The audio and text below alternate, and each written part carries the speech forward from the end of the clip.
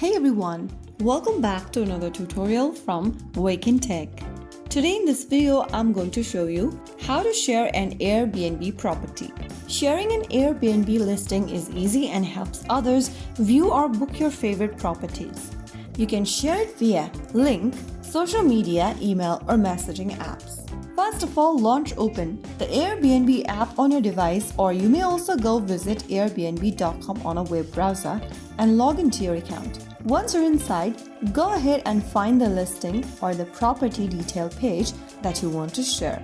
After you have your property you'd like to share, go ahead and click on this share button at the top right from the description or info section. Here, you will be able to see an auto-generated link. Tap the copy button at the top to copy your generated link for the property.